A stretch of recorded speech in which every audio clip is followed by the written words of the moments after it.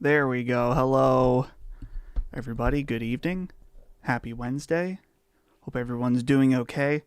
I forgot to lift my desk a little bit. I like to have my desk lifted so then I can scoot in, get a little closer view.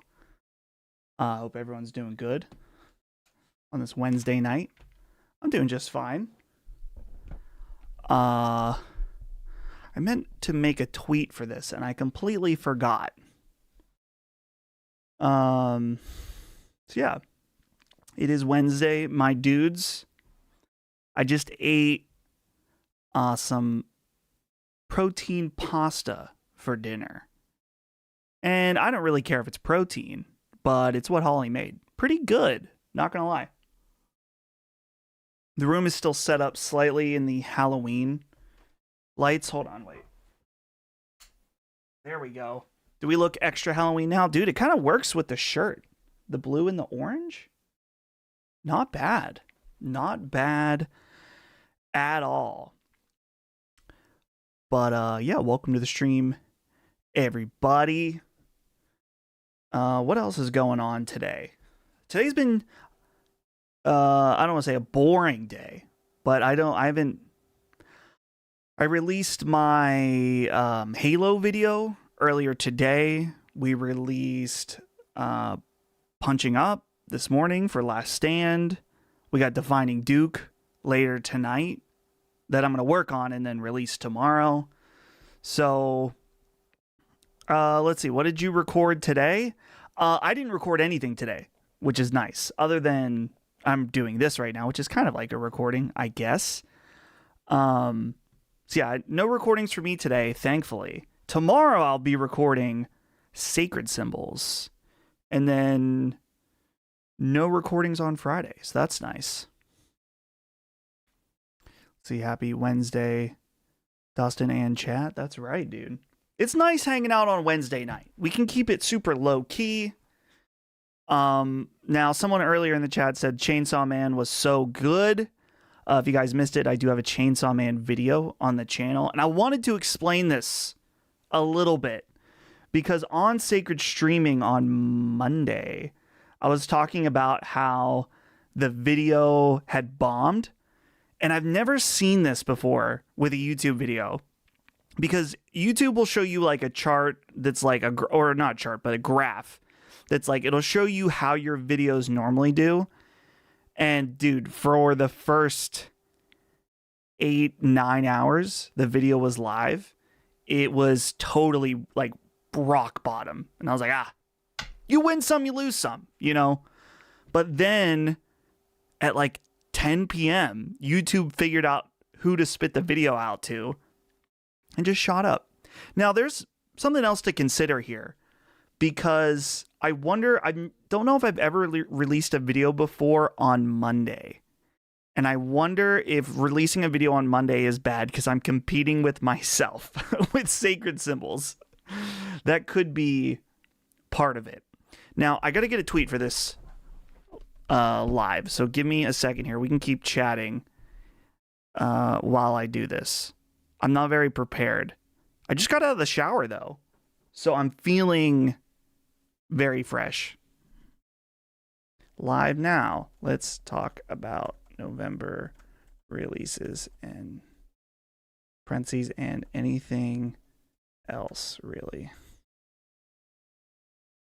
Link below. I gotta spell below right, though, guys. Get my thumbnail out for this. Where is the thumbnail for this? It's in the Last Stand folder. That makes sense.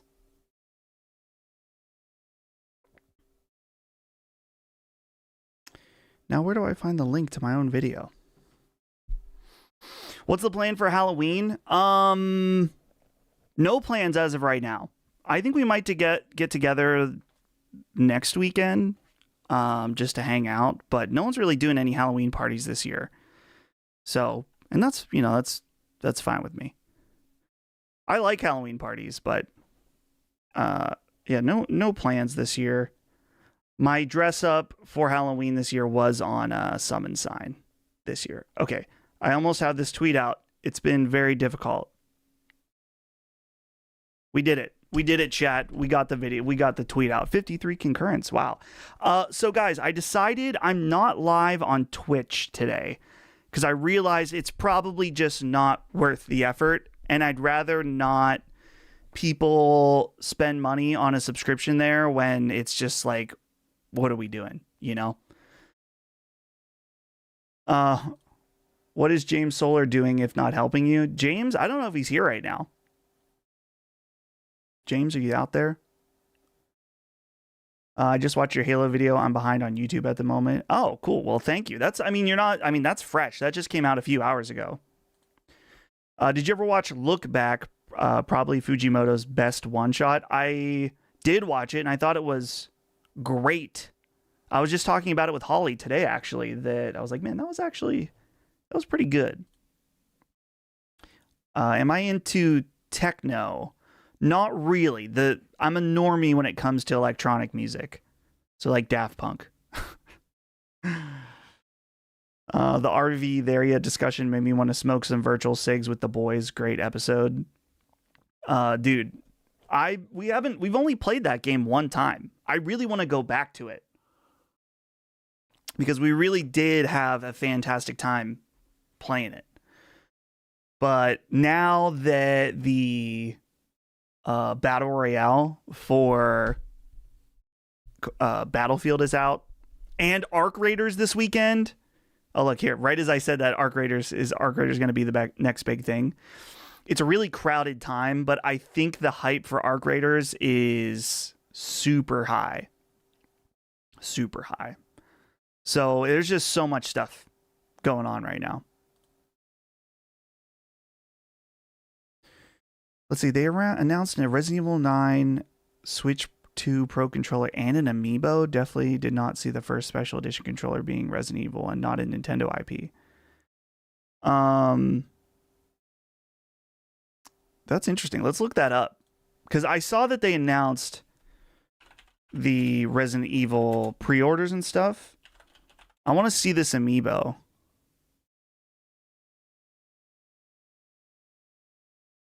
I'm trying to find it. Okay, let's bring this up at least. So this is the controller. This is the controller here. Kind of boring. The black on black is kind of cool, but I don't love it. Yeah, the first comment here, this looks lazy. All right. Let's see what else. See if we can find this amiibo.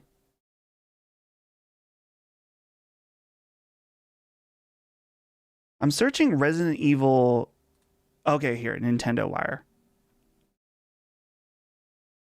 Okay, they don't have a picture of the... maybe you guys said that already.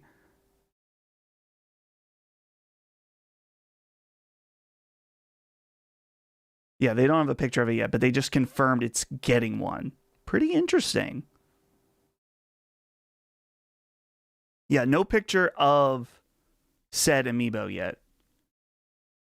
At least that's what Nintendo Wire says. Next up, we have an amiibo. Capcom has confirmed that the figure will feature the game's protagonist, Grace Ashcroft, and release in the summer of 2026. Very interesting. Probably because it's Leon. I mean, maybe. Maybe.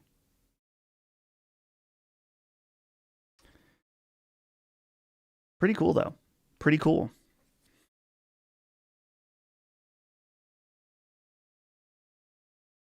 Let's see. I used to watch the podcast with you and Mr. Matty Plays. Yeah, that was feels like forever ago at this point that we did Ham Radio. Pretty awesome show. I haven't podcasted with Matty in quite a while at this point. But shout out to the good old Ham Radio days. Playstalgia, what's up, dude? You're almost to 10K subs. That's awesome. Keep it up. Thank you. Yeah, we are getting pretty close to 10K, which is pretty cool. Thank you guys for the support. If you're here and you haven't subbed yet, think about it. You don't have to, but think about it. While we're doing plugs, as I always do, I do have channel memberships that if you want to support the channel, you can do that. I have them set very cheap. The main benefit is that you get the custom icon, or not icons, emoji for chat. I know we have a bunch of members right now from when we got a bunch of gifted members a while ago. So if you have a membership, show them the great Frisk amiibo that they're missing out on.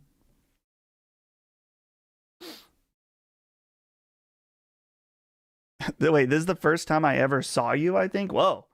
Well, I'm sorry. I'm sure it's very disappointing.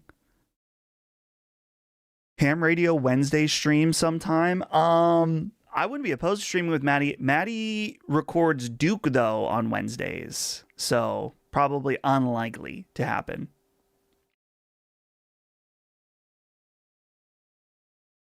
Almost like there was a show where that could have happened. Cough, Stelly, cough. Well, it's true. That is true. But Constellation, guys, give it. Come on, man. Someone asked me for a come on, man. That's my come on, man, for you guys. Constellation, gone. Maybe we'll bring it back in a limited run at some point. That's not any kind of hint of anything. There's zero plans to bring back Constellation right now. Oh, shit. We've got some gifted subs going around from Gular. Send out 5 gifted subs. Or they're not subs here on YouTube. They are gifted memberships. So for you 5 people out there, enjoy your emotes. Enjoy the emotes. No one put out a Frisk emote. Unless it's not showing up on my program here. We need the Frisk emote.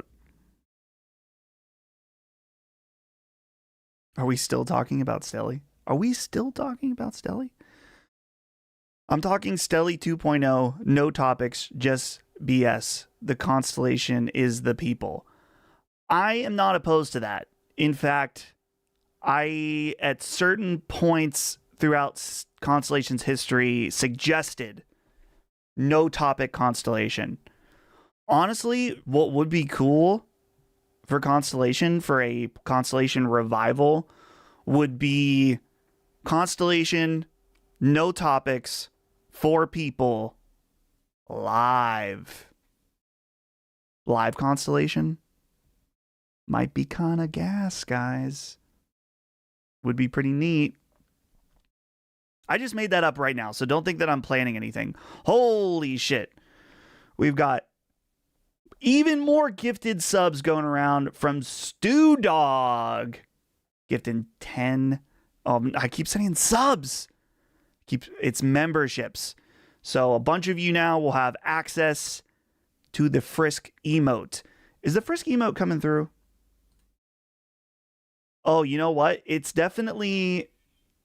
Wait, is it coming through on my program? I see it when I bring up the web page.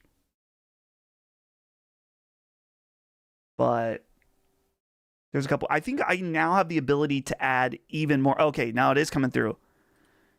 Look at that. Look at that face. Beautiful.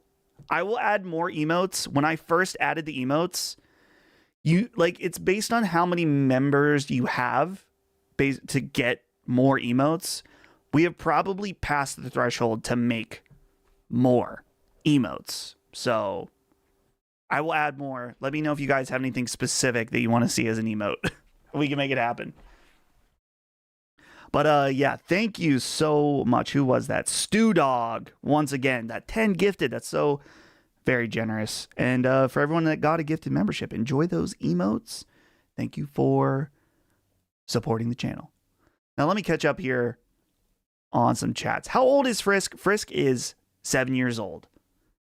I don't know where she is. She's probably with Holly right now, somewhere.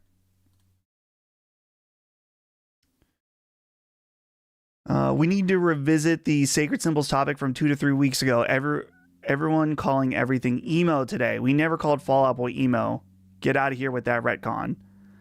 People call Fall Out Boy, like early Fall Out Boy, emo now. We never called it emo then.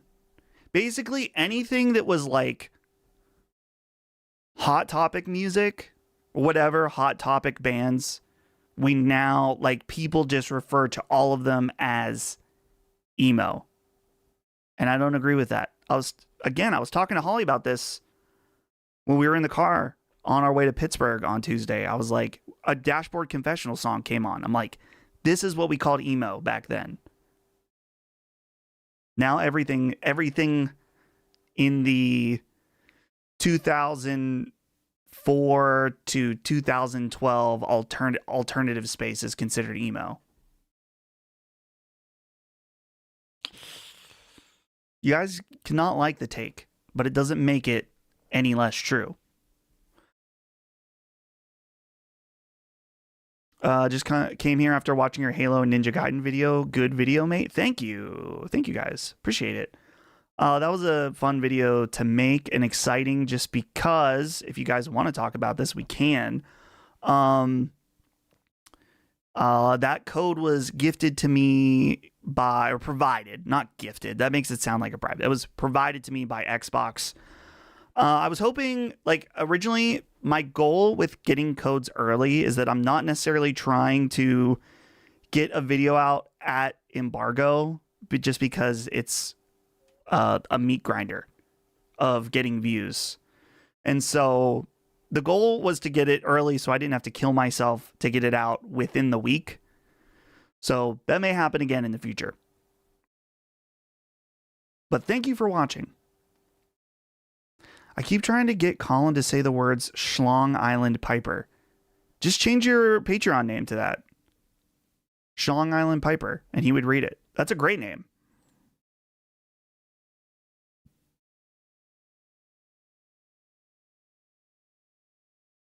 Phil Spencer knocked on your door with the code. That's true. He showed up. He said, Dustin, please, I know you're over on that PlayStation side. Please check out Ninja Gaiden. Awesome shirt, by the way. Thank you. This is a Uniqlo collab where they did a bunch of Konami stuff. Not the first time a bad man has showed up in Butler. Oh, yep. I'm close to your age, and I remember my friends calling MCR and Paramore emo music, potentially Panic as well. Yeah, when those bands were big, I never thought they were emo bands.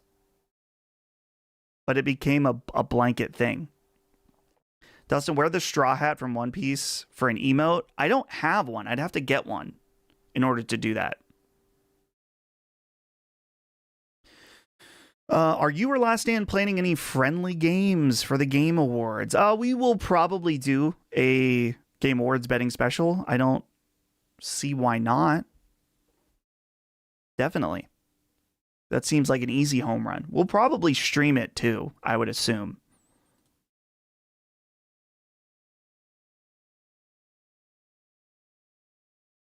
What's the most emo video game? It's a good question. Like maybe DMC, Devil May Cry. What's up, D-Man? Why did you change your lighting? This is the Halloween lighting because I don't want to. Okay, YouTube, let me show the tip first. Pause. Look. It's not a real gun, YouTube. This was for my Halloween costume. So we have the Halloween set still. And this airsoft gun has just been sitting on my desk since Summon Sign. So I need to put it away. DMC4, pretty emo. Final Fantasy VIII, that is a good one too. Did you see the Breath of the Wild vinyl official from Nintendo long overdue? Yeah, and it's exciting. I think, didn't they do like a Super Mario World or Yoshi's Island one in Japan? Here's the thing about that, guys, is For those of you who don't know, there is a thriving bootleg vinyl scene, and these Nintendo ones go for top dollar, particularly when they're out of print. There's a really nice Super Mario Galaxy vinyl set, and I'm sure Nintendo's seeing this and is like, damn, why don't we do that? And that way we make the money. So it makes sense that they're finally doing it. I don't think I want the Breath of the Wild one. I like the music in Breath of the Wild, but I don't need a 8 vinyl collection. Let's see. I think it's like $175. If it is eight discs, 8 vinyl discs, records, that doesn't really seem like that bad of a price to me. I think my Persona collections are 4, and they were $100.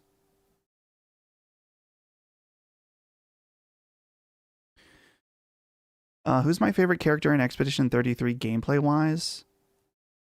I honestly don't remember. I don't know if I had a favorite. Not playing Final Fantasy Tactics. I will at some point. I'm just playing so many things right. There's too much stuff right now. But I'd like to. I'm really thinking I kind of want to play Dragon Quest 3, guys, which we're going to talk about Dragon Quest in a few minutes here. When we go over the October games. Oh, November, not October, November games. I'd like to see a video from you talking about how to produce a podcast, what edits you regularly make on Sacred, common mistakes you see on other podcasts. You do great work. Well, thank you for the compliment. I don't know if I would do a video on that, but I'm happy to talk about it. What are the main mistakes I see other podcasts make? That's a tough one. I guess from a production standpoint, like audio quality is so important, at least for me. I might be wrong about this, but I'm always shocked when I see podcasts that are very popular and then I hit play and the audio quality sucks. I'm like, I can't listen to this. So that's like an instant turnoff for me, but I might be wrong about that because there are people that listen to shows that people are talking on gaming podcasts or gaming microphones, like gaming headsets. And I'm like, no. And the truth, I mean, sometimes when we have guests, they don't have great mics. And so we just deal with it. But that's the most important thing. I don't know. I feel like it's hard for me to give advice to anybody on podcasts because I never created a successful podcast. I'm part of one now, and you can have your different thoughts about how much my contribution is part of its success, but it was certainly successful before me. And if I left, it would be successful without me. So, but honestly, right now, like gaming podcasts, I think I said this a few weeks ago on stream, gaming podcasts are so saturated that if you are looking to get into making content, I would say a podcast is a dead end. You know, I really think it's nearly impossible to start, if you are an unknown person, to start and try to make a name for yourself with a podcast is honestly, I'm sure there's people that have done it, but you're much better off making YouTube videos. And once you build up an audience that way, then doing a podcast. Overall, in my opinion. Wow, there's been lots of chats I've missed out. Let's see here. Hey, Dustin, was just about to watch your new video, but then I saw you were live. LOL, hope all is well. Thank you. Thank you for joining. The video will be there for you at any time.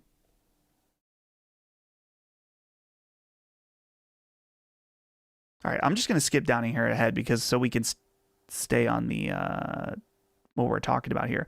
Are you planning any guest spots or interviews on your channel? What do you want to do with your channel? that you're not already doing? What do I want to do that I'm not already doing? There are a few ideas I have for videos that are more in depth that I want to do. I would like to get one out in November, maybe towards the end of November, that I think will be a cut above, because the videos I'm doing right now are like super simplistic. Just me talking about something with some B-roll. But I'd like to do some, I don't necessarily mean I guess kind of documentary style, but not really like you would think documentary. Like I don't want to go and interview people. I guess the video I want to do in my head is more of an investigation than anything else. The smart move is to be super parasocial and try to slide in with an already successful podcast. Hey, listen, I guess I had a parasocial relationship with Colin, and I did slide in. I never asked to be on Sacred Symbols, but I was happy to do it.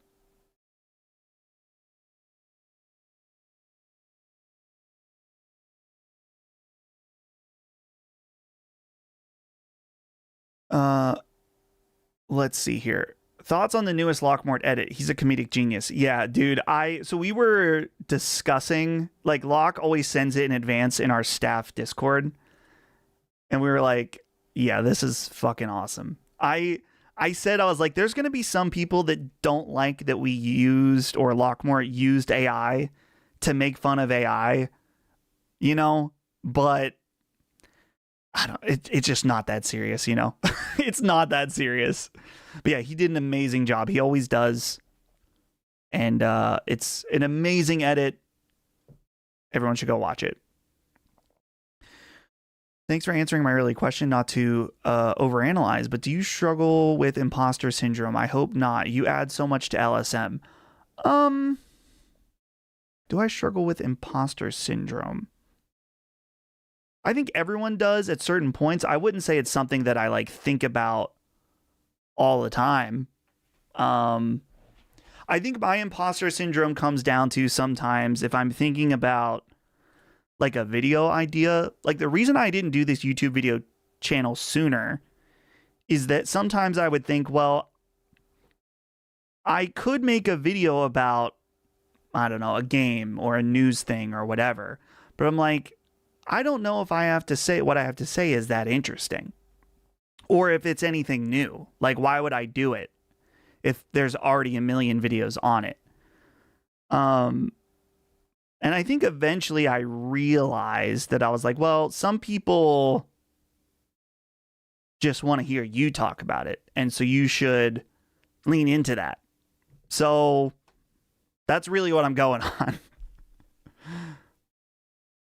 What's your biggest tech purchase regret?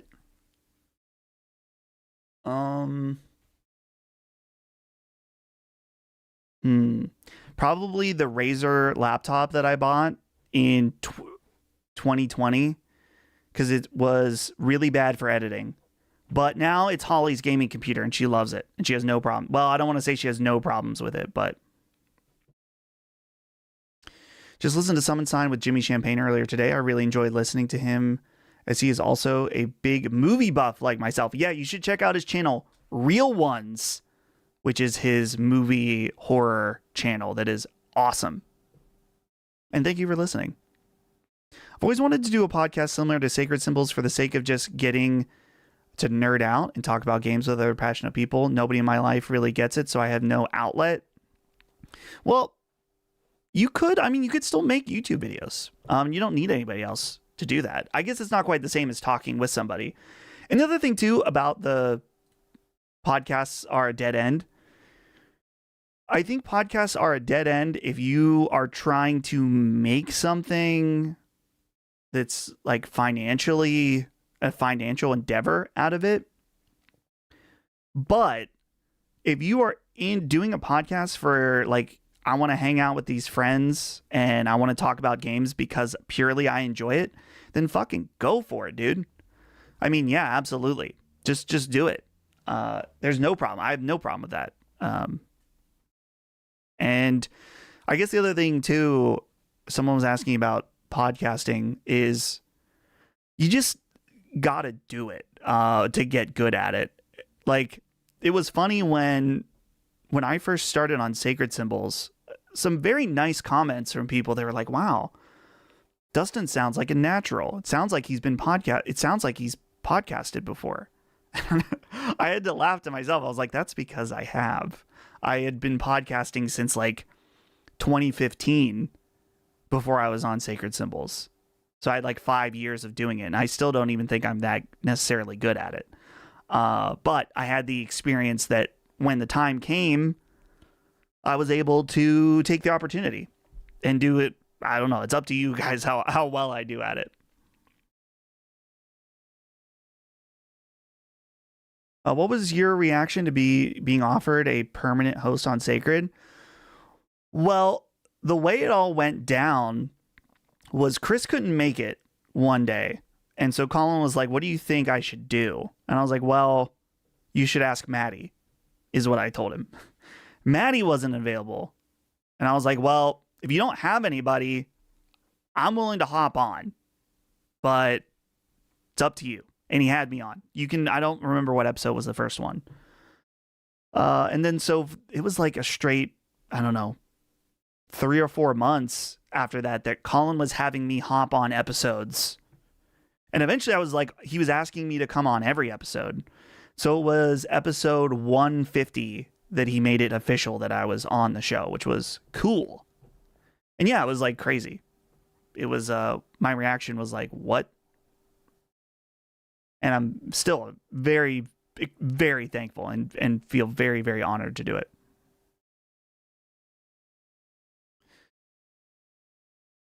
Dustin, are you still playing Battlefield 6? Checked out the updates? Yes, I played some of the Battle Royale last night, and it was fun. I'll probably play it tonight as well. What do you think of... oh, wait, here. Sorry, it moved on me. What do you think of the music in the newer Resident Evil games? I think it's been pretty underwhelming / forgettable compared to the older games, that it's missing a charm, but I want to hear your opinion. I gotta be honest, I don't really think about it. I don't think about the music in that game. It's not why I'm there necessarily. And I don't really have a lot of experience with older Resident Evil games, so I can't really speak to that much. How long did you follow Colin before you met him?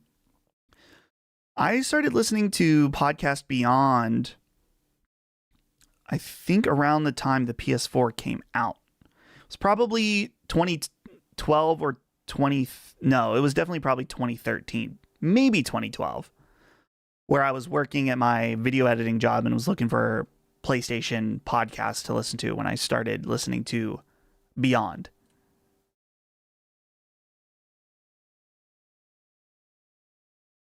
If they ever did a film / entertainment podcast on LSM, Jimmy would make the best co-host.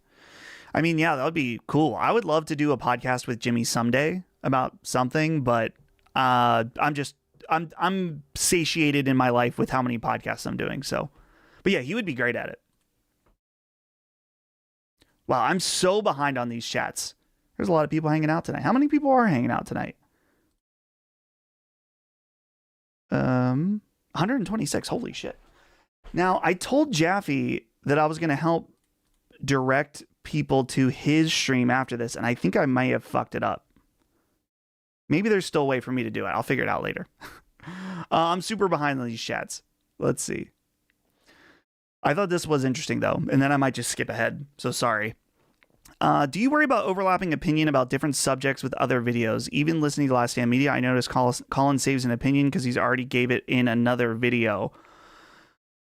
Initially, this did worry me that it is, I mean, it's absolutely true that a lot of the things I say on Sacred are in my videos, and a lot of things I say in my videos end up in Sacred or other Last Stand stuff. But honestly, first of all, I would love to reach all of the Last Stand audience with my YouTube channel, but my goal for the YouTube channel is that it goes way beyond the Last Stand audience. So there's going to be, I mean, I'm sure there's already people that watch one of my videos and they've never listened to Sacred, or they only listen to Duke or whatever. So there's going to be some overlap, but I think overall the audience doesn't mind. And it's different when you're talking by yourself than when you're talking with a group. Different things come out. So certainly it's a concern. I don't want to give you guys the exact same takes everywhere I go, but there's inevitably going to be some crossover. There are so many chats here, guys. I'm so behind. I remember hearing you on those podcasts for the first time, felt totally natural having you on. And it probably helped that I had listened to Colin and knew Colin for a decent amount of time at that point, that it made it easier to hop on. Did you see the Balatro update on Vampire Survivors? Yes, I played it last night and it's awesome. I highly, highly recommend it. It's nothing crazy, but it's a free update. You get a new character that has a cool new ability. There's the Balatro level. It's awesome. Are you going to get the Outer Worlds 2? Playing a little bit so far. Not bad. I got to be honest. I have zero interest in Outer Worlds 2. I played Outer Worlds 1 because, speaking of ham radio earlier in the stream, Maddie and Carrick really, really loved it and really wanted me to play it. And I played it and I was like, it's fine. So there's just, if I had nothing else to play right now, then maybe I would play Outer Worlds 2. But right now, I just, I'm good. What do you think about saying work smarter, not harder? I kind of hate it because you have to work hard to know how to work smart. There is definitely an element of work smarter, not harder. Like in my production workflows for Last Stand, I've figured out certain things to make myself, to make it smarter so I don't have to work as hard. Working smarter is just a way of optimizing and being efficient, So, but yeah, you have to work hard to know how to work smart. Absolutely. That I definitely agree with that. You may find this interesting to know. I found Sacred through you as I was a ham radio listener and saw you on Sacred. So I started listening that way. I never heard of Chris or Colin before then. I've heard of a few people that found Sacred that way. And I think that's great. And I would hope at some point there are people that listen to Sacred because they saw one of my videos or something like that. That would be cool. I think Colin, and we had a discussion about this on a stream recently, that, he doesn't mind anyone doing their side projects because it really is like a network that once someone gets into the network, they're going to check out other stuff going on that we're doing. So makes sense. But thank you for listening. It's been quite a few years now, so I very much appreciate it. Jimmy podcast confirmed in the future. There's no Jimmy podcast confirmed for the future. But, dude, I love having him on our shows. It was great being on Summon Sign with him just recently. I had him on one of the videos on my channel. I talk to Jimmy like every day. All the time.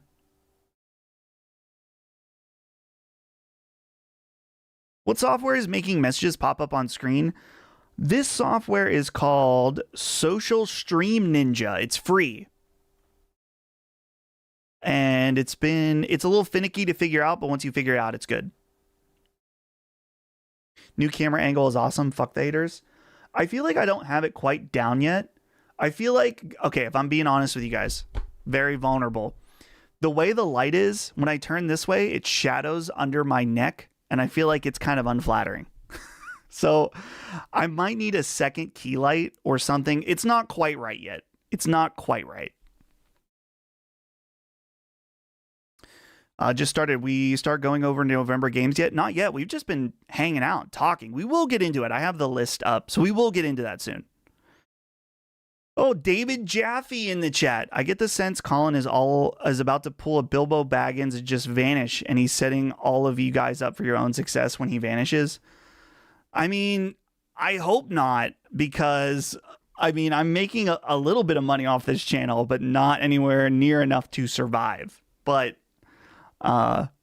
if we were, I don't know, would Sacred Symbols survive without Colin? Probably, but nowhere near to the degree at all. So I would hope not. I think he's got a little fight left in him, I think.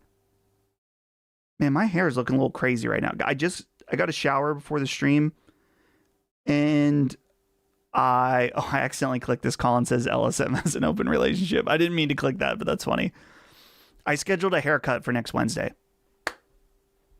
with the boys down at Jefferson Hairplane on Jefferson Street. Shout out to the boys at Jefferson Hairplane. Dusty Boy, how can I get involved with LSM? If you mean in a professional way, we are not really looking for any new people right now, but you can get involved with LSM as a consumer, checking out the channel, checking out the podcasts. Favorite GBA game? The stick game, the Japanese stick game. Is it Kiri Kiri Kirin or something? What is it called? Someone in the chat will know. It's on Nintendo Switch Online. Okay, I don't know actually. How do you say the name of this show? Polybius? That's the new show from the Breaking Bad creator. I would maybe check it out. I have Apple TV Plus. When you read chats, you're looking straight into my eyes, and I don't think I hate it. That's right. That's the prompter, baby. The prompter's set up. He's going to retire at 45. That would be interesting. I mean, I don't know Colin's financial situation. I don't know. He might be able to ride off into the sunset or do something else, but I don't know. I mean, he's never discussed anything like that with me. Oh, here we go. Kirin.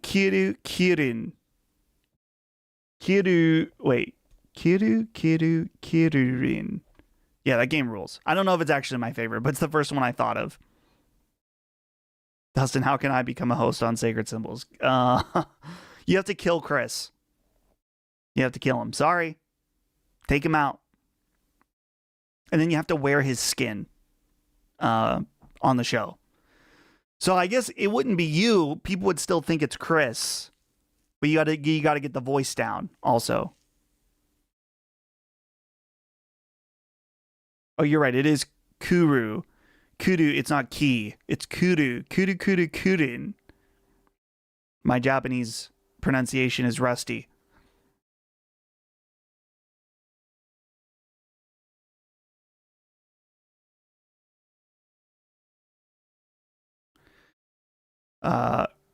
Reze or Makima? Makima. Do you guys want to... Let's go over the released games for November. I don't know if I brought up the right list. Hold on. November release. There's one site I like that did it much better. I think it was... I like the Game Informer one the best. Yeah, the Game Informer one is where it's at. Let me just scroll down here. Drop the worst take ever and went back on topic. Well, sorry.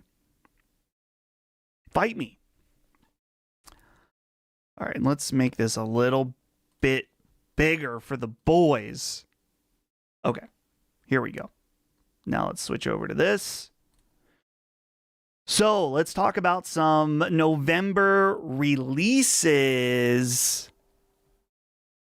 And I got to be honest, guys, right now, there's nothing that I'm like super crazy excited for. We got to end. I'm cheating a little bit, and I cheated in the thumbnail because there's still a few games I wanted to talk about for October. So this, on the 30th, is that Thursday, right? Arc Raiders comes out.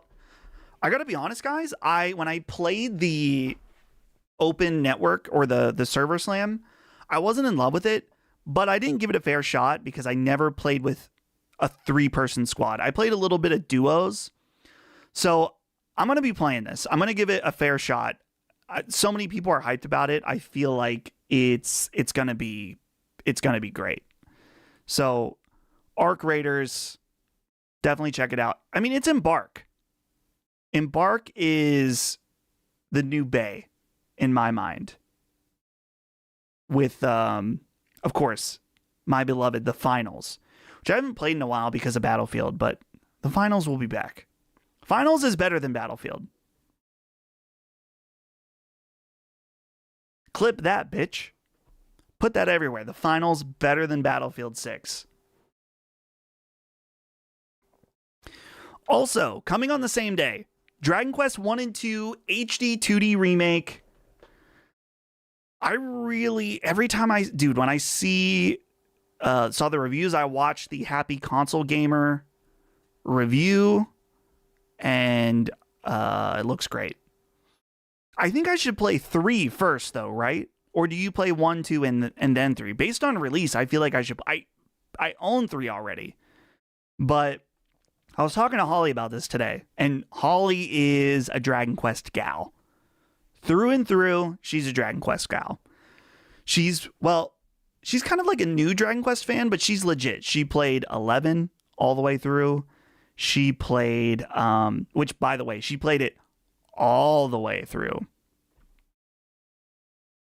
Over 100 hours.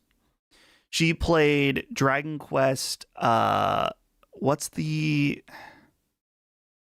Builders. She played Dragon Quest Builders 2, and she wants more Dragon Quest. Oh, and she played Dragon Quest 3 HD 2D remake. So she's like all in. She wants to play anything Dragon Quest. So I talked to her about this today, and she was like, I am playing Tactics, but I think I want to play that. So I guess I got to buy it for Holly. I got to buy it for Holly, guys. I got to buy her Dragon Quest 1 and 2 HD remake. And I told her, I was like, isn't there a thing, maybe you guys, I don't know if you'll remember or if you'll know this. If you want the Switch 2 version of this game, you have to buy the Switch 2 version. It doesn't have like a free update, right? She's got to play 8. She wants to. But she's just kind of playing what's like easily available. So she's down for that. Okay, correct. You have to buy the Switch 2 version or whatever. I told her, I was like, listen, babe. She has a Switch Lite. That's how she prefers to play. But I told her, I was like, I'm thinking I just get the Switch 2 version, and then you just play on Switch 2. Because eventually I'll want to play it, and I don't want to play it on Switch 1. I don't want to play it on any stinky Switch 1. So that's what we're going to do. So yeah, Dragon Quest 1 and 2 HD 2D remake looks great. It will be purchased in the Furman household, but I won't get to it anytime soon. Now, someone said a trigger word up here. Now, you got my name wrong, but that's okay. I forgive you. Justin. I saw Tron Bond at a used game store was $400 on a day one sale from $500. Did I miss out on a sale? Disc only? No. In my opinion, I don't want a disc only game ever. Like, for me, it's about I need the whole thing. So $400, you didn't miss out on a deal. I mean, maybe that is a good deal, but if it doesn't come with the case, it's not worth shit to me. Solution, buy her a Switch 2. I had 2 Switch 2s from pre-ordering, because I had one that I got in California when I was with Brad, and I had the one that I pre-ordered at home that I ended up selling to someone at cost. And I was like, listen, Holly, do you want this? And she's like, I don't need it right now. She really prefers the smaller form factor of the Switch Lite. So she's like, I would rather just wait until Switch 2 Lite comes out. I'm like, that's fair. That's fair. That's what she wants. She's played Switch 2. Like, she played the handheld. She played it on handheld for Donkey Kong. But, I got my chat layers. Yeah, you're right. Hold on, let me fix this.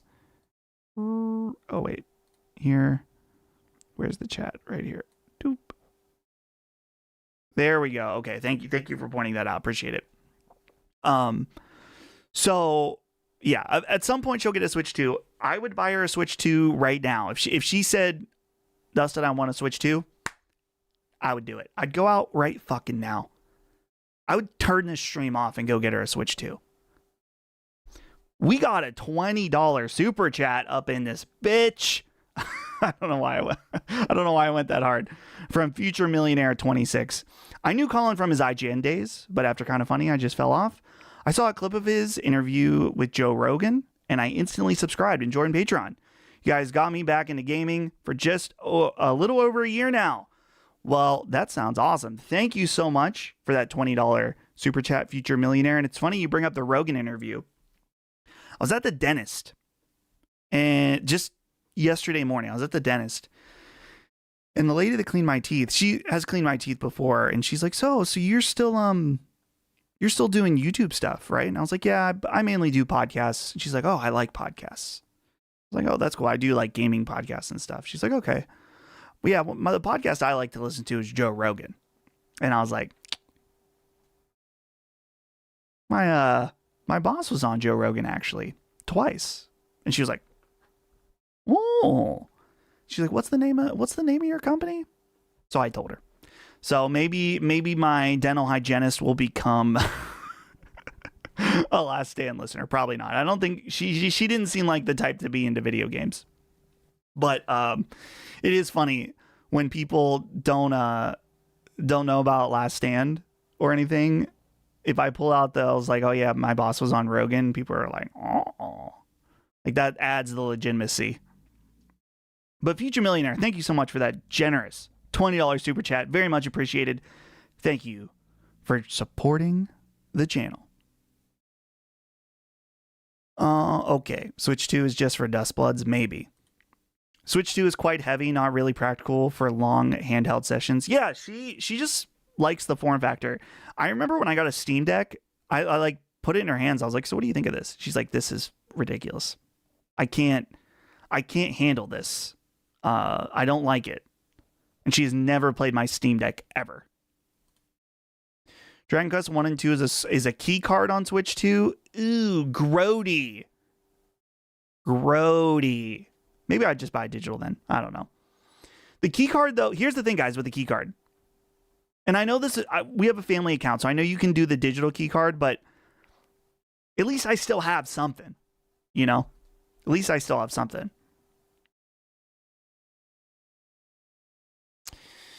Any plans to visit the UK/Ireland anytime soon? No plans right now. I'd love to, but no plans as of right now. Okay, let's get back to the list. Anything else in October? Mortal Kombat Legacy Collection. I'm not interested because I don't really care about Mortal Kombat, but I'm sure that collection is going to be excellent. I believe that's Digital Eclipse. And I played their Tetris. Tetris Forever, and it was awesome. Honestly, I would maybe be interested in that just to watch all the documentaries. I'm more interested in like the creation of Mortal Kombat than playing it. So, Virtua Fighter 5, I don't know anything about that. Now, here's a Weeb adjacent game. Not a Weeb adjacent, just a Weeb game. Tales of Xillia Remastered. Is anyone hyped for this in the chat? Anyone hyped for this? I've only played one Tales of game before. I've only played Tales of Arise, so.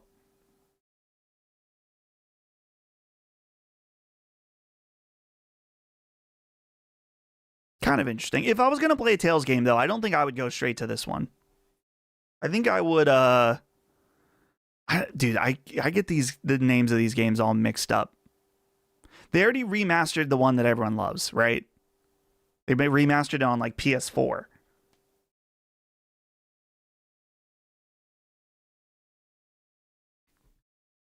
But anyway, I'm sure some people are hyped for that. And that's about it. What's this? There's a Series X and S only game coming out at the end of the month. What the fuck is this from developer Pew Pew Games?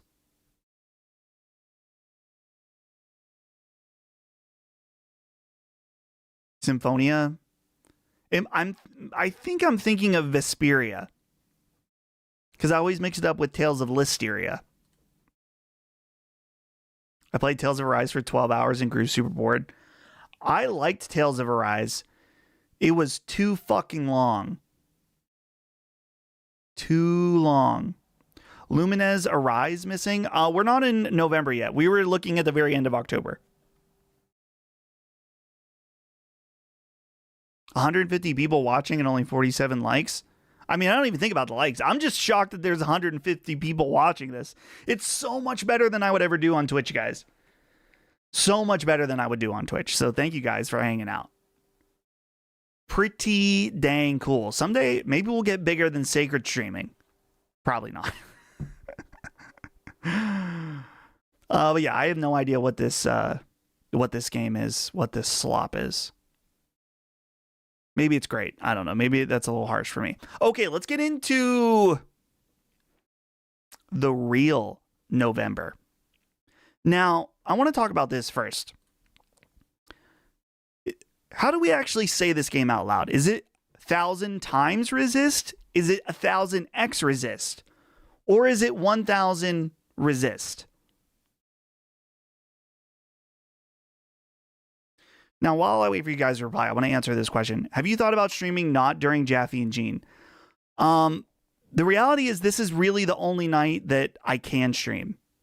I mean, I can stream other nights, but you're not going to get the best version of me. Monday nights are after Sacred streaming, and I've already streamed 3 hours. Tuesdays are the day I drive Holly back and forth to Pittsburgh for an appointment. Wednesday's today. Thursday, I do Sacred Symbols for 4 hours. And on Fridays, I know I can't be consistent because it's Friday night. So I really it's not, like I said, it's not the only time, but this is the only time that you're going to get like the most energy. I haven't already been making other shows all day. So that's why we have to do it this time. I mean, it sucks to have to compete with other fellow friends, but it is what it is. I don't have any other options.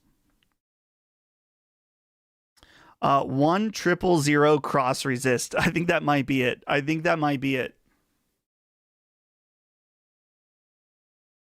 lot of people hopping in now. Big C Man, what's up?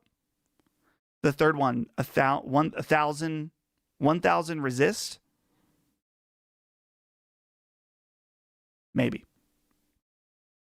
Another person joining in. Otacon Ocelot, what's up? Welcome, everybody. But, okay, so to actually talk about this game for a second, a lot of people have recommended this game to me. Like, a lot of people have recommended this game to me, and I've heard really great things. I think when I was looking, like, a year or two ago, I was looking at trailers, and I was like, I don't know. But now it's coming to PlayStation, it does seem a little more accessible for a lot of people. So, I don't know. Do you guys like it? Are you into it? Are you excited for a console release?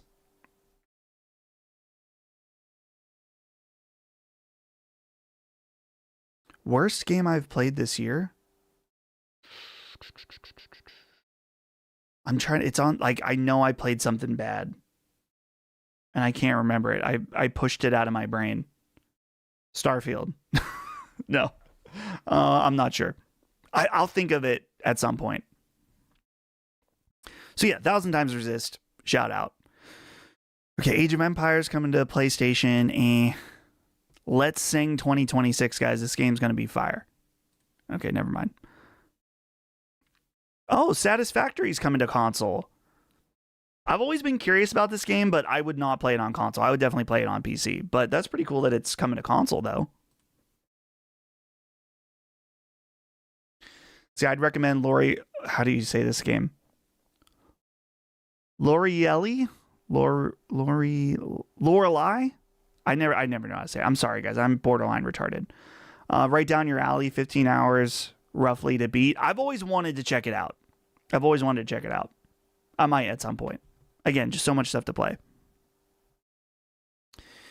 So November, guys, definitely is a little bit lighter. I mean, certainly there's a million games. I gotta say, though, I have zero interest in playing Hyrule Warriors Age of Imprisonment. Lorelei? That's probably it. Hyrule Warriors, though, I just am not into Warriors games. And I think, like a lot of people, I am fatigued on the Tears of the Kingdom, Breath of the Wild setup. Or look. You know, I'm ready for a new Zelda. A new era of Zelda. Don't get me wrong. I love this. I loved this era of Zelda. But I'm just not interested. I'm sure it will do very well. What else do we got here? Also, Fallout 4 Anniversary Edition. Obviously, this isn't a new game. It's just a collection. So disappointing, though. I remember when they announced, they're like, oh, here's Fallout 4 Anniversary Edition. My brain just automatically switched it to Fallout. I was like, holy shit, they're doing Fallout 3. And I was like, oh, wait. It's Fallout 4 again. So nothing new.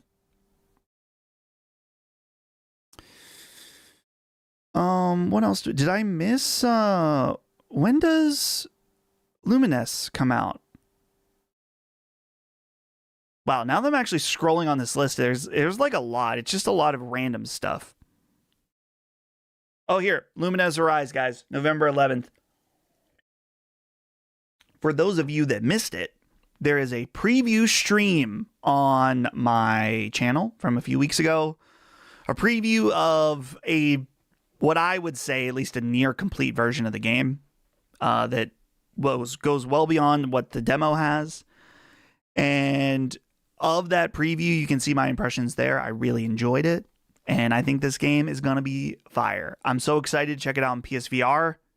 It will give me a reason to get out my PSVR 2 finally. So if you haven't played this yet, I believe the demo is still live. Go check it out. It's so much fun. It's really great. If you love Tetris Effect, you're gonna wanna peep this.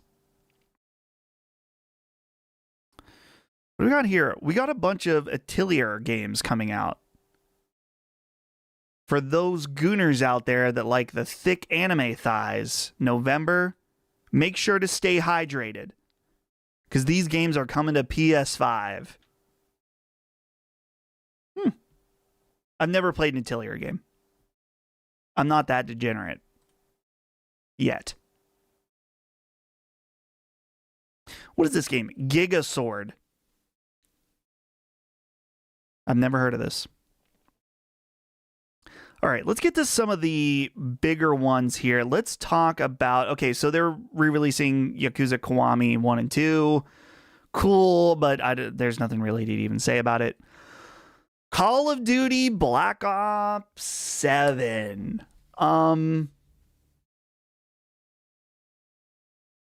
Does anybody care? Does anyone here? I'm not saying nobody cares. Does anyone in the chat care? Does anyone here that's hanging out pumped for Call of Duty Black Ops 7? It seems like, from my anecdotal look, is Battlefield has just eaten up all the excitement of Call of Duty. I care a lot. Yes. Some not reallys. So there are some people that care. Big nope. Nope. Haven't cared since Modern Warfare 2019. Pass. Zero interest. Meh.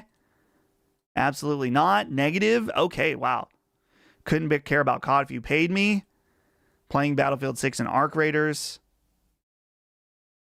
Haven't played an FPS since Killzone and Resistance. Based.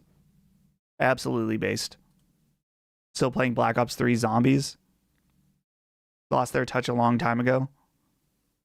Okay, you can. This is fair. You can ask these people any year and they'd say no. It's true. We probably don't have a very COD audience in here. Here's an alternative take. I am a big competitive COD fan. This game is going to be the best comp COD in a decade. So I'm not going to pretend that I know very much about this game. I played the beta for literally one round. And my impression from that one round was, it's Call of Duty. And that's good, and it's also bad. It's the double-edged sword. It's consistent. It's like McDonald's. It's always McDonald's. And it just depends on how much you like McDonald's and how often you like it. My friend group has zero interest in this. My boys, the boys that I play with, are personally just all right now. It's all Battlefield. It's going to be all Arc Raiders, and we're good. So I'm not opposed to checking it out. if I was going to check this out, I would get a month of PC Game Pass. And I don't know. I don't need it. I guess I could, now that I have a connection at Xbox, maybe, I don't know, if you guys were interested in a Call of Duty Black Ops 7 video, I'd be willing to do one if they gave me access, and I can tell you guys what I think. But I really have no interest in I'm open to trying it, but I like it would be awesome to be like, hey guys, actually Black Ops 7 is pretty legit. But I don't know, Black Ops 6, I had a good time with it until I just fell off big time. It might be worth a month of Game Pass at some point, but then I'd be playing by myself because, like I said, my boys have no interest. Let's be honest, Dustin, you do not care about Black Ops 7. You don't got to do that for us. I'm just saying I'm open to caring, but not at the price of $70. You know? Stream sponsored by Call of Duty. I mean, I'm open to it. Actually, no, I'm not open to it. I'm not. That was a joke. I'm open to having stream sponsors, but I'm not interested in being sponsored by any games or having any kind of video game sponsors on the channel. Got to keep that, integrity. Not that I'm saying that people that do that don't have integrity, but I think it is a line. It's just a line that I don't think our audience would care for. I think getting early access to games is already, some people might not be down with that, but I'm not interested in taking any money from publishers. Raid Shadow Legends, like legit, I got an email. I got the offer for a Raid Shadow Legends sponsorship, and I was like, no. Because you guys, dude, if I did a Raid Shadow Legends sponsorship, no one would believe me. Everyone would be like, dude, this guy's lying. He's getting it. He's doing it for the money. And some of you would respect that, but I wouldn't respect myself. Got to get that Blue Chew sponsor. I would be okay with a Blue Chew sponsorship. You know, get your boner on. Get the sponsorship, boy, get the money. We know you have integrity. Some autistic members will freak out, but they freak out over everything. I appreciate that. I really do, but I just don't. I don't know. I don't want people to question. I know that you guys know that I have integrity, but I don't want to do anything that questions it. Like I said, I think early access for some people, or getting a game for free, it already brings it into question for some people, but my main reason for an early access is just so I don't have to kill myself making a video as quick as possible. Or playing a game, and doing all the work as quick as possible to get a video out. Get your bag. No one cares for Mobile Slob. I think you and LSM are the only ones with real integrity right now. I think it's important. What did you have for dinner? We had this protein pasta that you can get at Sam's Club. Pretty good.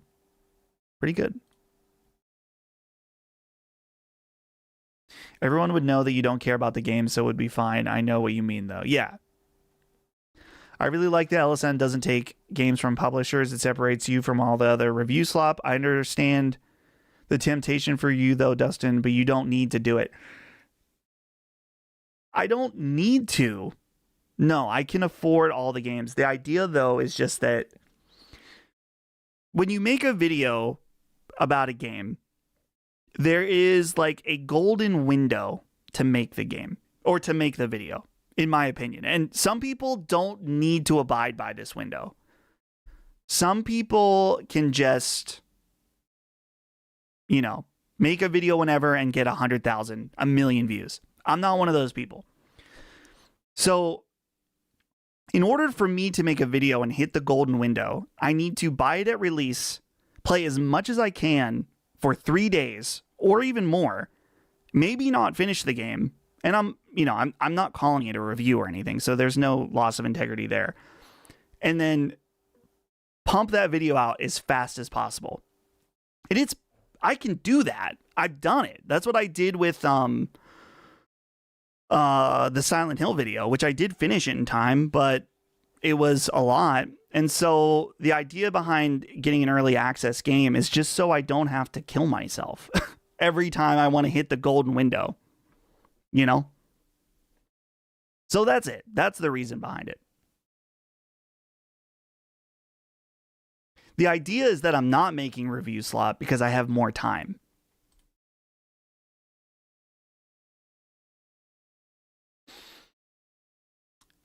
And I think the other thing too is just that I think I mentioned this earlier. I don't really have any interest in putting out a video at embargo. I think we talked about this a few weeks ago that if you put a video out at embargo, you are competing with IGN, GameSpot, other big YouTubers like SkillUp or GameRanks, stuff like that. And so the market is too flushed with videos, so it's probably not going to do well. So that's part of the golden timing of a video.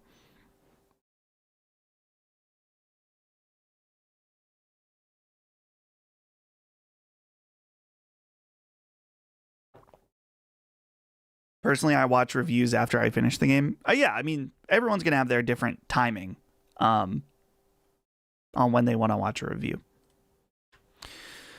So hopefully that clears up some of that. Oh, wait. As an example, in a different way, action cams. I can't find a review that isn't sponsored by DJI. How can I trust the review? I mean, yeah, that's a great point.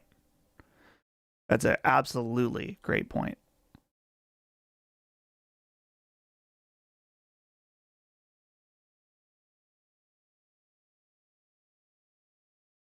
Okay.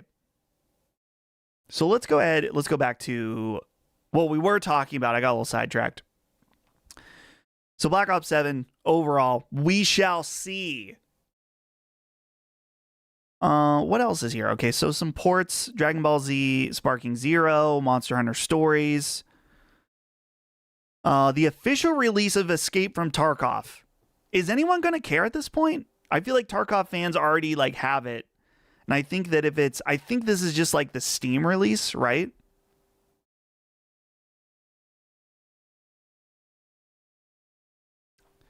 And at this point, I mean, with Arc Raiders out, I know Lockmort's going to be asking me to play this. Lockmort is going to be like, please, Escape from Tarkov, it's time. But I'm good. Never mind, Dustin, don't get the publisher money. The audience can't handle it. Yeah, I think no, and I think they're right. I'm not saying that there aren't people with integrity that take publisher money. Someone mentioned Maddie earlier, and I 100% know Maddie has integrity. But I'm sure that Maddie, I've not talked to him about this, but I'm sure that there are people that question his integrity because of that. That drive by people, you know? And I think it's just, teach their own. I just don't know if I want to get mixed up into that. So, everyone has their own lines, or their own things that they want to do.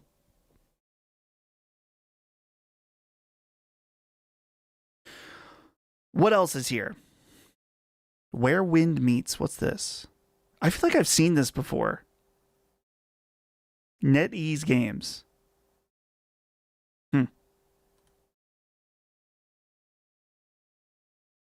Indica is coming to Switch.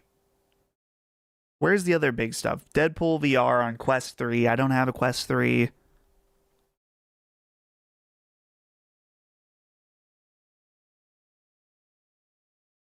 Stalker 2 finally coming to PlayStation 5 November 20th. A lot of people are really hyped for this game. Terminator 2D No Fate. I'm kind of interested in it. I gotta be honest though, guys. I've not seen Terminator. I've never seen a Terminator movie. So if I was to play the game, I would go and watch Terminator 1 and 2. Because this game looks great. Wouldn't that be funny? It's like I got into Terminator because they released a video game in the year of our Lord 2025.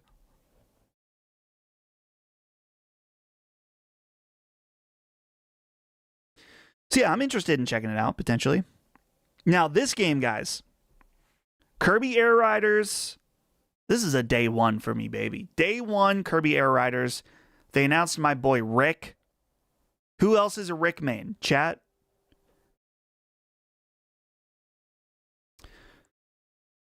I'm mostly just like, dude, I'm in it for Sakurai at this point. Anything Sakurai makes,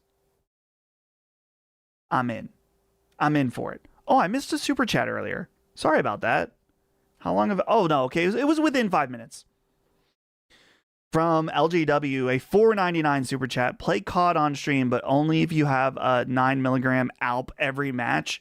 Dude, I'm doing stadium seating 9 milligram ALP every match. That'd be awesome. That'd be fun. Thank you for that $4.99 super chat. 9 milligrams. I don't know. That might be too much for your boy.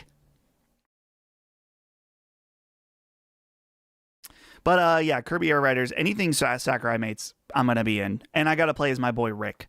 I got to be Rick. I did not watch the latest direct just because I'm just going to play it when it comes out. You know, I'm already in. I don't need any more. So I think this looks great.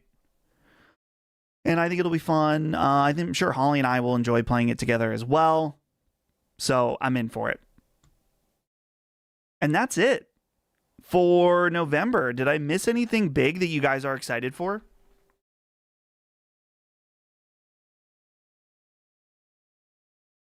Someone mentioned in chat earlier the SpongeBob SquarePants Titans of the Tide. I've never played a SpongeBob game, and I gotta be honest, guys, this is gonna be controversial. I loved SpongeBob as a kid, and I respect it, but I grew out of it. So I just don't care about SpongeBob anymore. Not hating. I'm not hating, but... Oh, this is a good point. This was supposed to be Mina the Hollowers month. Yeah, it is sad. It's sad that it got delayed, but, you know, Yacht Club basically can do no wrong. So I'm sure that they had a good reason. It's going to be amazing when it comes out. Absolutely.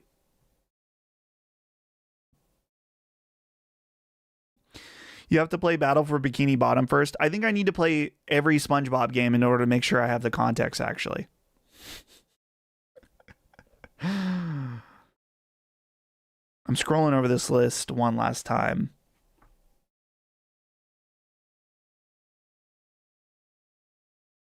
I think we covered the big ones.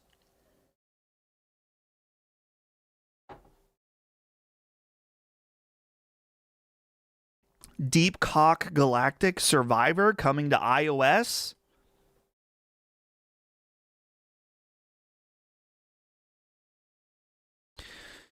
Overall, though, guys, if we wanted to play a little game here, my number one pick of November is... where is it? Lumines Arise. This is my number one pick. This game is going to be gas. This game is going to be sick. If you haven't seen my preview video, go watch it. Or preview stream. Check it out. So that's all for November, guys. Now we can just hang out. We did our we did our homework. We can hang out for a little bit. Deep Rock Galactic Survivor is so good. People need to try that shit. Pretty bad month, to be honest. It's so funny. I'm not trying to diss you here, but it's like we've gotten so used to crazy shit all the time that we have like a standard month with like, I don't know, a Call of Duty game, a new Kirby racing game, a follow-up to a beloved Kirby game on GameCube. We have some sick indies, and it's like, oh, pretty bad month. It's like this is what normal used to be like every month, almost every month. There's like 1 or 2 games that you might be interested in, and that's it. Now it's like, for me, there's like 5 games every month that I'm interested in.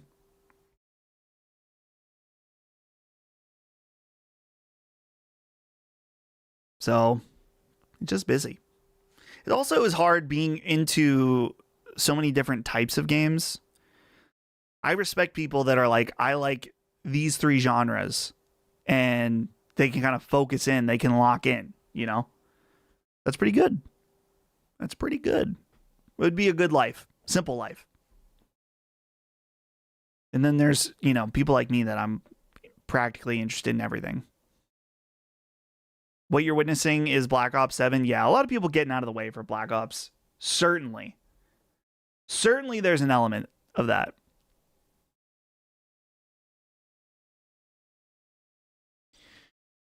Yeah, too many good games. We need to chill. We need 5 years with no new games. I would be fine. Though I'm always excited for the shiny new stuff coming out. Absolutely.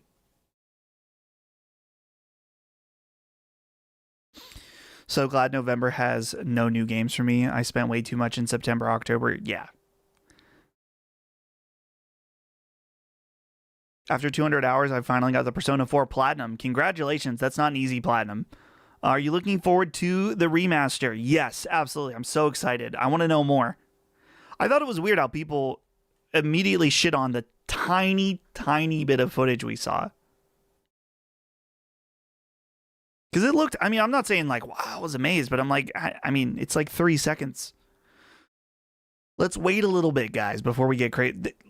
The Persona 3 remake was so good. Why wouldn't I have confidence in Atlas in a Persona 4 remake? Where did you get this shirt? It was a Uniqlo collaboration, but it's probably long gone at this point.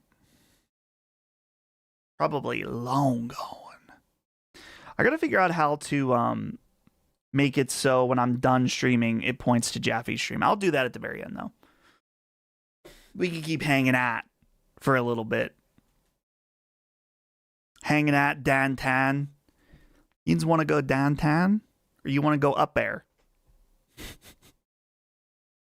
I think a lot of people, when on Sacred, if they hear the Pittsburgh voice, they're like, what are you talking about?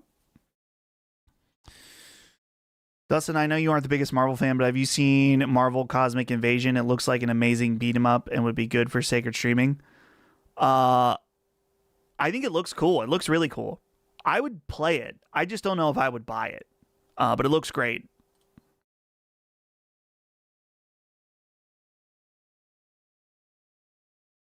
Pittsburgh Dad is the best. Yeah, shout out to Pittsburgh Dad. Pittsburgh Dad is like a YouTube series of a guy that does like an impression of a Pittsburgh Dad voice, and it's great. Very popular here in the Western PA area.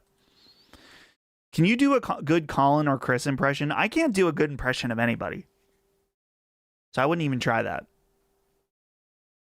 Now, you reminded me of something. Now that I've been on YouTube a lot, and I think new people are hearing me for the first time, I'm getting the you sound like Joe Rogan, or you sound like a pitched up Joe Rogan a lot. So I don't know. I've asked people close to me about this. I'm like, do you think I sound like Joe Rogan? And everyone says no. Just say bespoke and the rest. Oh, for Colin. Yeah.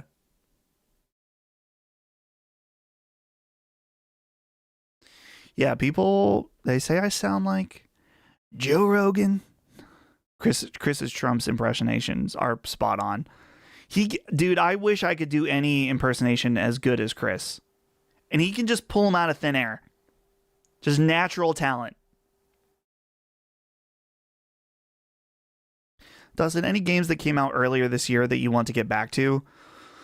Well, I'm going to get back to playing Ghost of Yotei this weekend, but that's not earlier this year. I want to get to Dragon Quest 3 really bad. I want to get to Tactics. Those are the main 2 that I'm thinking of right now. But that's about it. That's all I can think of right now.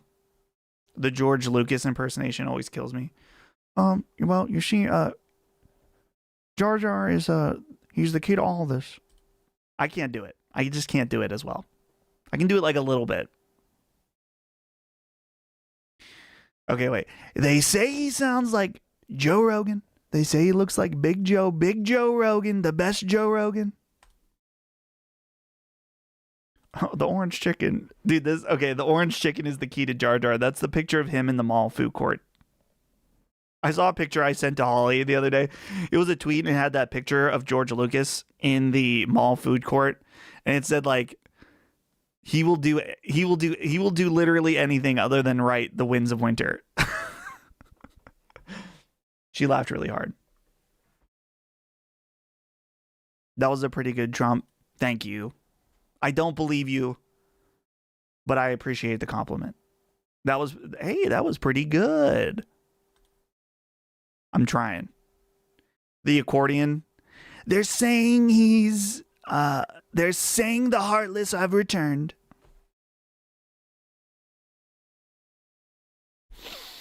Yeah, I don't feel like I got it. I don't got it, guys. I don't got the juice.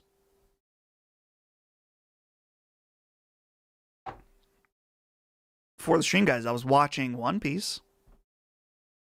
I was a little bit behind. I have this Sunday's episode to watch now, and then I'll be caught up on One Piece episodes. Pretty good. Pretty good. They're saying he's the king of the pirates.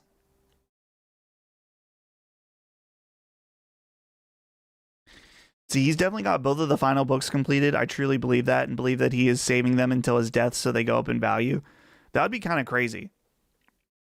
I don't know if that's true. You see that One Piece is going seasonal? Yes. It's probably a good decision. They said that their episodes are going to be one manga chapter per episode, and I think that's great. That'll be cool. The only fantasy author that seems to be able to write a book in a reasonable amount of time is Sanderson at this point. Holly's been listening to Brandon Sanderson books for months now. She's listening to, The Way of Kings. The Way of Kings, now that's a guy who can write. Here's a guy that can write. Little Brandon. Now I can't stop doing it even though I'm not good at it. Is One Piece worth it? How dare you even fucking ask me that? Do you see this flag? Do you see this figure that I have at arm's reach? How dare you ask me if One Piece is worth it? You're banned. Gotta watch Chainsaw Man so I can see the movie. Yeah. So there are two. They basically put the entire season into 2 movies, so you don't have to watch the intro and outro every time. Though the outros of the Chainsaw Man episodes are great.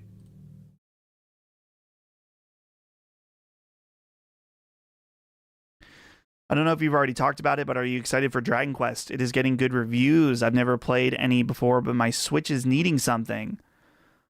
I'm interested, but I need to play Dragon Quest 3 first. But I recommend the Happy Console Gamer review. He's the best. How was the theater smell? Smelled fine.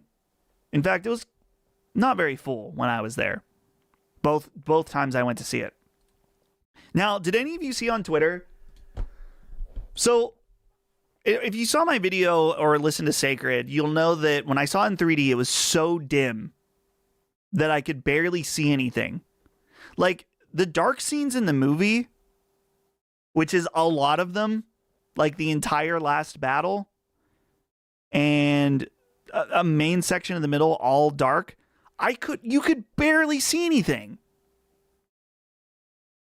And I was like, dude, I'm going to just leave him some feedback. I didn't ask for anything.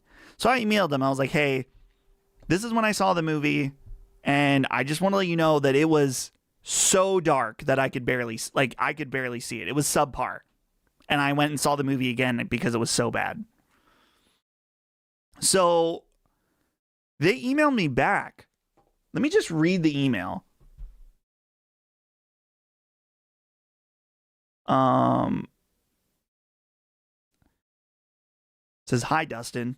We are so sorry that your movie experience here at Cranberry Cinema at Cranberry Cinema. We looked into the projector light bulb levels and the lumens are at 100%. The lumens are at 100%. You are completely right that during a 3D movie, the screen is darker because the 3D lens as well as the glasses. Because I mentioned in my thing, I was like, I know 3D is a little darker, but this was really dark. So yeah, you are completely right that during a 3D movie, the screen is darker because the 3D lens as well as the glasses. We would love to give you a movie pass for the inconvenience, which is redeemable at blah, blah, blah, blah, blah. So basically they're like, hey, we understand that you thought the movie was dark, but actually it wasn't. We were at 100% lumens. They called you a poser. Gaslighting. Someone, one of our listeners that owns a movie theater or runs a movie theater, I don't know if he owns it. He messaged me. He's like, dude, no. Like, they have no idea what they're talking about. And I was like, yeah. So avoid the Cranberry luxury cinema, at least for 3D movies. It was bad. It was really bad.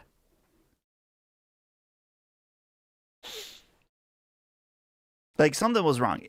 The guy that owned the movie theater that messaged me said that he said it maybe they didn't have the right screen or their projectors sucked. It's hard to say. How many stars for the movie theater though? Dude, if it would have been bright, I would have given it like, man, this is a 4-star experience. Nothing crazy, but good. It's clean. Seats were nice. But being that it was so dark, and here's the thing, they gave me a refund. So maybe they did know and they just don't want to admit it. AMC Waterfront is pretty good. I've seen that theater in various states of disarray. Like, sometimes the lobby's dirty.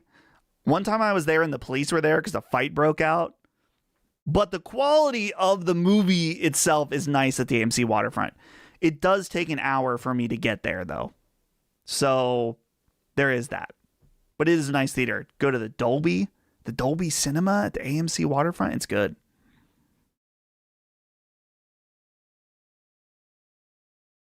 Hey, speaking of screens on OLED, do you prefer HDIG or DMT format for HDR content? I have a huge problem with HDR range in Ghost of Yotei. I've turned on HDIG, and sometimes I think it's too dark. So sometimes I switch it between the two, depending on the game.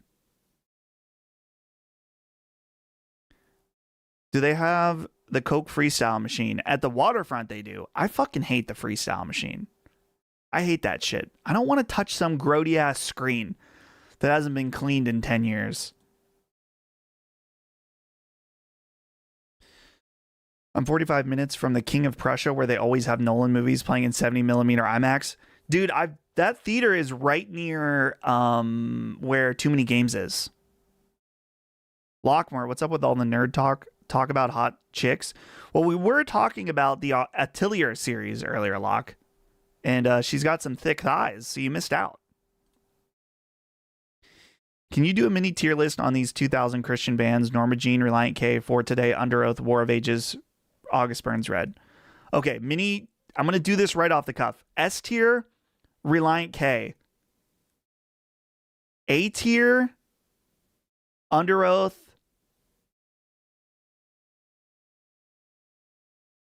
B tier, War of Ages, For Today, and August Burns Red. I like all those bands. We got a super chat that just came in from Braku Prime, who said, thanks for the content, D. You're very welcome, and thank you for the super chat. It's very much appreciated. Thank you for supporting the stream, and I will plug again, there are memberships if you guys want to support the channel. and you want to get emotes, Frisk emotes up in the chat. But not necessary. But if you want to. Dustin, play the Outer Worlds 2. It's pretty damn good.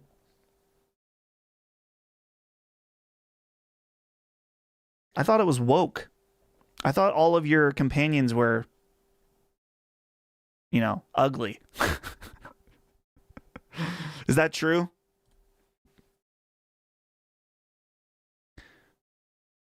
My band's first show in 2006 was with For Today. Dude, that's sick. Their first 2 albums are the best.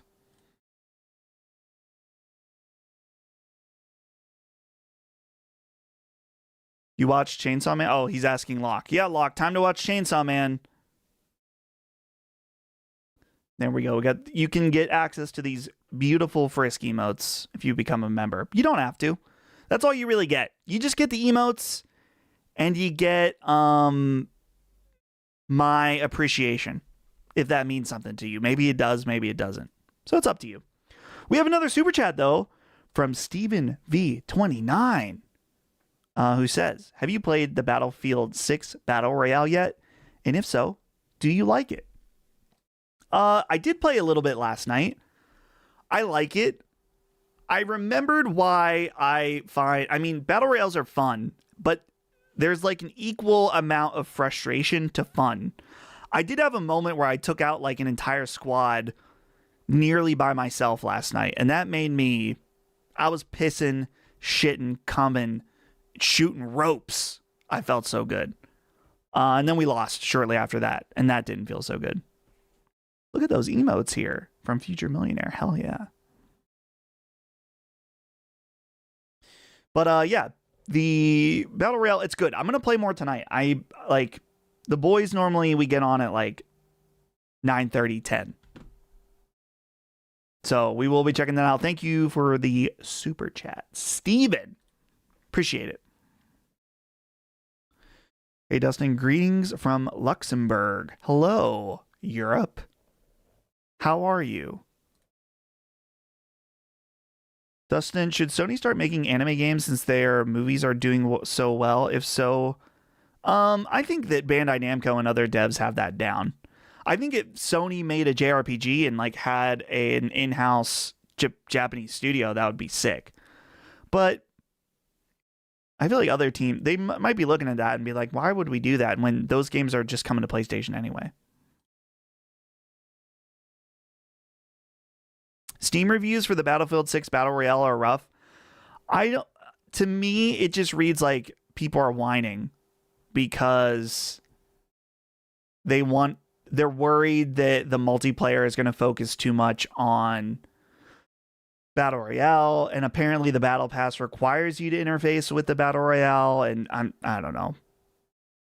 People need to quit whining. If you don't like it, just play regular Battlefield 6. It's still there for you. Screw Battlefield. Arc Raiders. We're going to play a lot. We're going to play Arc Raiders. Tonight, what time does it come out in my time?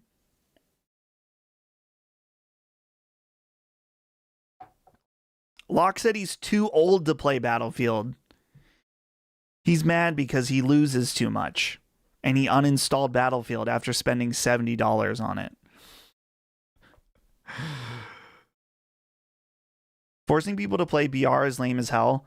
If you're buying the Battle Pass, I mean, just do it. Just play a couple rounds. I don't think it requires you to win. Just play a round or two. 9 hours? Well, in 9 hours, I'm going to be getting ready for Sacred. Would you consider to play games and stream on this channel? I think I found overall people actually prefer just hanging out than playing games on this channel. If I do any games, it's going to be separate streams. It's just my weekdays are so filled up with making other content that it's hard. Like, I don't want to do a stream if I don't feel like I'm going to have a good energy for it. I'm trying to make you to entertain. And if I'm like already burnt out from doing Sacred or Sacred streaming or whatever, then it's going to be crappy. So if I'm not opposed to playing games, but I think Wednesday nights will remain hanging out in that, going downtown, getting ready for Sacred at 6 a.m. Yeah, I'll be sleeping to get ready to do Sacred. I'll be sleeping, and then I'll be make sure Duke is ready, and I'll be reading the Sacred notes. Luis Sanchez with a $2 super chat that says, what's a decent gaming PC? New to PC gaming, or a decent gaming laptop, sorry. I wish I had a good answer for you. I don't. I actually was wondering the same thing because I'm thinking I'm going to get Holly a new computer, a new laptop for Christmas. And I need to investigate what kind of laptop to get her. I know that I've had a bad experience with Razer. Some people have amazing experience with Razer laptops. But I don't know if anyone in the chat has any recommendations for brands of gaming laptops for Lewis here, but I really wish I need to find out myself.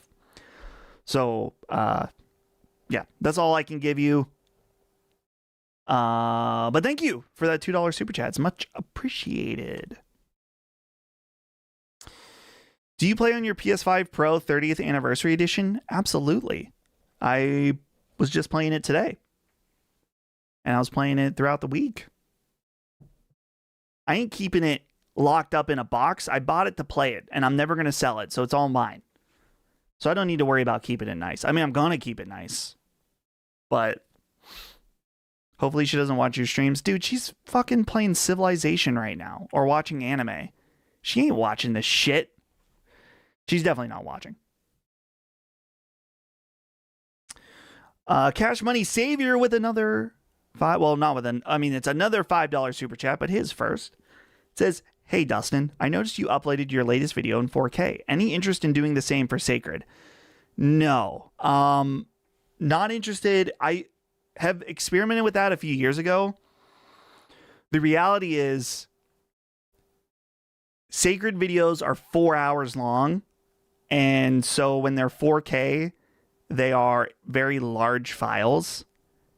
And my templates and people's cameras aren't, I mean, I guess we're making them smaller. So you would get a better resolution and a better bit rate. But it's not really, I mean, it's possible, but the result is not worth the amount of effort in terms of how long it takes to render, how much space it takes up, how long. Well, my upload speed's way better, so I wouldn't have a problem with that. But maybe at some point, if I get a better computer, I have an M1 Max MacBook, which is great, but rendering a 4K podcast that's 4 to 5 hours long takes a long time. So it's just a quick turnaround from when we record Sacred. From the time we record Sacred to when it releases is less than 24 hours. So it's just makes things more complicated. But thank you for that $5 super chat, and enjoy the 4K videos on my channel. How large? I honestly don't remember. I remember when I experimented, though, it was pretty large. There's just no added value for Sacred in 4K, honestly. I'm someone who actually watches the video version. I think it would add, the thing about YouTube is that when you upload in 4K, it uses a better bit rate.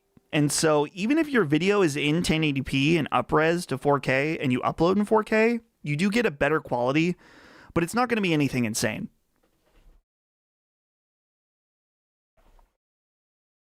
So what's interesting, guys, little secret for my videos, and maybe this is obvious to some of you, my camera, when you see me on my videos, it's in 4K. When you see gameplay, it's 1080p because I'm just capturing stuff on the PlayStation. I don't use like an Elgato or anything. I just capture on the PlayStation, and then I put it on, I plug in this hard drive and I take it off, and then I just put it on the video. PlayStation will let you capture in 4K, but I think it puts it in a weird file that I don't know if it really plays nice with Premiere. So it's just 1080p. And maybe at some point I'll figure out a system to capture in 4K, but to what end? To what end? We're already getting the nicer bitrate in 4K, but no one has ever been like, Dustin, I would have really liked your video, but I noticed your gameplay videos were upscaled from 1080p. In the future, I will not be watching your content. You know what I mean? So it's just really easy to capture right on the PlayStation. They give you nice tools for that now. When I started getting into this stuff, you needed to have an Elgato.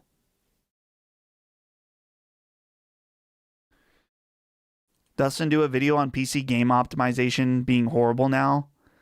That is true, but I feel like I already kind of did that video with the I'm over Unreal Engine 5 video. So I know that's not fully applies to just PC, but that is mainly the core of the problem with PC optimization right now is Unreal Engine 5. That's not only it, but show us the video that Frisk video that looks like Schindler's List. No. You can go back and watch it from an older thing. Did you see the video the stuff going around with the Counter-Strike market? I heard something about all the value dropped, but other than that, not really. I'm so out. I'm not part of that world at all. So I'm out of the loop. I'm really bad at Counter-Strike, guys. I'm not into tac shooters. I think they're cool, but I'm just not that into it. I'm into the finals. The final is a real video game. Okay? None of this pussy Counter-Strike shit. Finals is where it's at. Are you a GTA guy? I like GTA. I don't think it's like the most amazing thing ever. I probably like Red Dead more than I like GTA. A YouTube channel with a $1.99 super chat. Thank you for that super chat. It says, thoughts on hybrid PC console, Microsoft versus Valve. Well, I did my video about Xbox last week, and I put out the idea of what if it's not backwards compatible? What if that's a possibility? Jez Corden put out a piece that said that it is backwards compatible, which I think was always a possibility, and I laid that out in the video.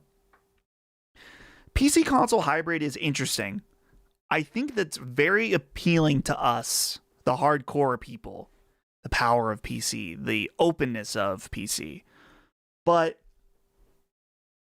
are consumers going to be interested in in the mass market consumers interested in an expensive and, quite frankly, more annoying device?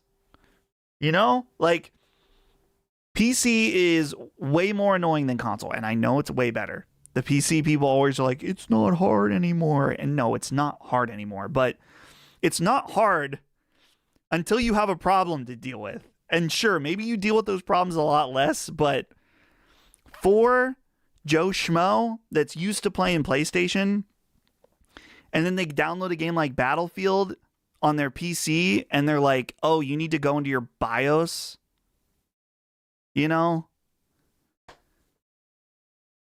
Sorry. It's not easy. So if they do this, Microsoft, from what it looks like from the ROG Ally X, which I don't have one, so I can't speak to it with authority, they have a lot of work to do before Windows gaming mode is as accessible and easy as a console. So there you go. I'm interested in it for me, and I think hardcore gamers are interested in it, especially because a lot of us know how to deal with those problems when they pop up. But not everyone knows that. So I'm more interested in Valve because I think Valve, first of all, overall is just a very pro-consumer company. And They're doing the most creative stuff. And what the work they've done with Proton and getting Windows games to run on Linux and sometimes run better than they do is fucking crazy. And Valve, what's interesting about them versus Microsoft right now, this is very important.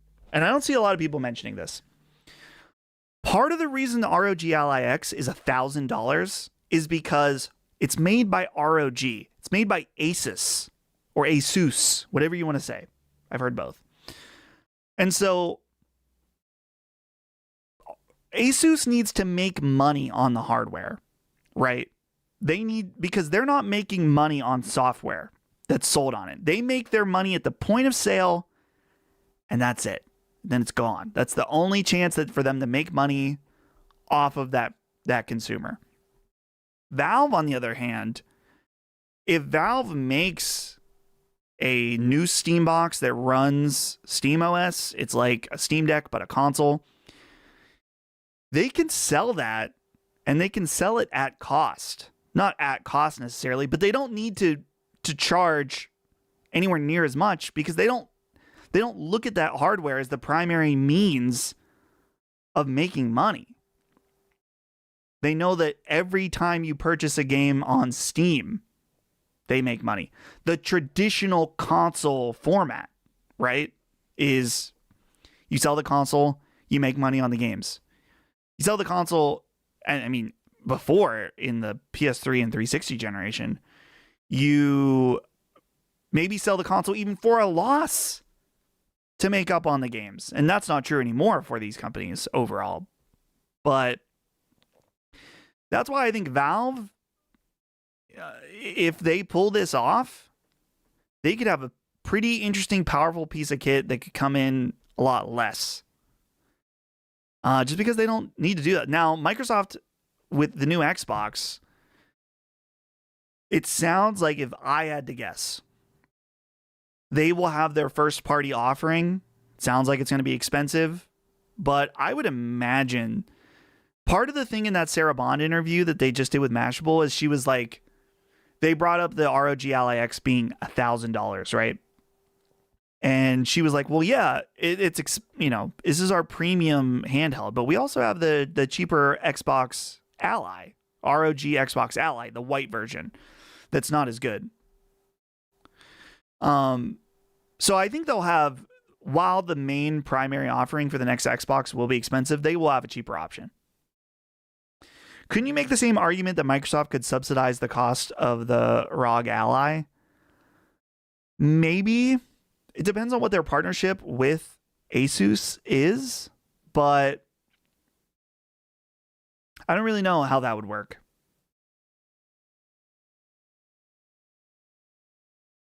So, I don't know. My brains only extend so far on this, but that's what makes sense to me. Maybe they could be, but I just don't think they are at $1,000 fucking dollars for that thing. The idea of a dedicated gaming console is just becoming antiquated. Really, modern consoles aren't even that anymore. I don't think it's antiquated. Because without a console, console gaming is very alive and well. It's going to be a long time before, not everyone's going to switch to PC, even when this Xbox thing comes out. I don't think it's going to be seamless. Consoles will still be around for quite a while, in my opinion. And streaming is not going to take over consoles anytime soon. It's getting better, but it's just not there yet. Valve can subsidize because people use Steam. Yeah. I mean, they just aren't gaming devices. That is true. They aren't just gaming devices. They are... But, you can buy something that does all the entertainment stuff a PS5 can do for way cheaper. Even on the premium end, you can get an Apple TV 4K for $130? That's way cheaper than a PlayStation. So people are buying them to play games on them primarily. That's their primary reason for buying. Is it the primary reason they use it? Depends on the person, depends on the situation.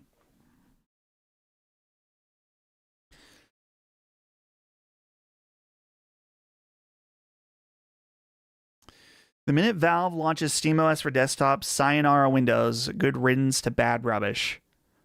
I could see a lot of people doing that. I probably will not do it until... I mean, what's my gaming PC here? This bad boy. I also use it to record shows. So like my MacBook over here is what I work on. When I record a show on Zencastr, it's connected to my PC. So I don't know if I'll switch over yet. My downstairs PC though, absolutely. The only thing that Valve has against it, the big thing Microsoft has is Valve and anti-cheat. So games like Call of Duty don't work on Steam Deck. I don't think Battlefield works on Steam Deck. So there's a lot of issues with that. But I think Valve, you'd have to imagine. Oh yeah, Zane, you have to fix anti-cheat first and foremost. I think Valve can figure it out. Maybe not though. Who knows? What time is it? 8:57. I think it's time to start wrapping this stream up, guys. We've been hanging out for a while. Before we do that, I mean, we'll hang out for another minute or two. I need to figure out how to link this to Jaffe's stream so you guys can go hang out with Gene and Jaffe. Gene and Jaffe, what are those guys doing?